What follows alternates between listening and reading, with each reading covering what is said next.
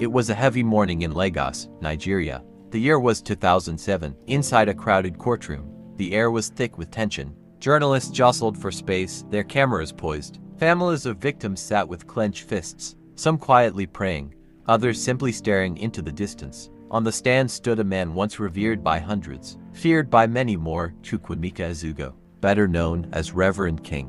Wearing a faded prison uniform, his once charismatic face was a shadow of itself. Gone was the fiery preacher who commanded loyalty and devotion at the Christian Praying Assembly CPA in Lagos.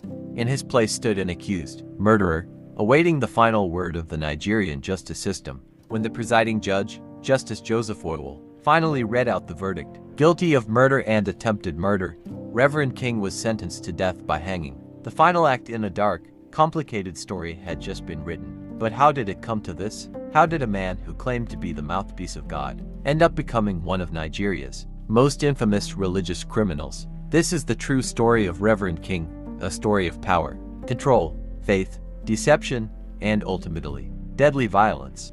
Chukwuemeka Ezugo was born into a simple family in the southeastern part of Nigeria. Not much is known publicly about his early years, but those who knew him as a young man described him as intelligent, stubborn, and strangely charismatic. In the late 1990s, as the Pentecostal movement exploded across Nigeria, many young men seeking power and influence found their calling behind the pulpit. Ezugo was no different. He set up his church, the Christian Praying Assembly, and quickly grew a following. Located in the bustling Ajao estate in Lagos, CPA was a magnet for young people, especially students and low-income earners, who were drawn by King's fiery sermons about salvation, sign, and the end times. From the beginning, Reverend King did not behave like other pastors. He demanded absolute loyalty. He issued strict rules on dressing, dating, and even friendships. His followers referred to him as Daddy, a title he not only accepted but encouraged. To disobey Daddy was to disobey God. By the early 2000s,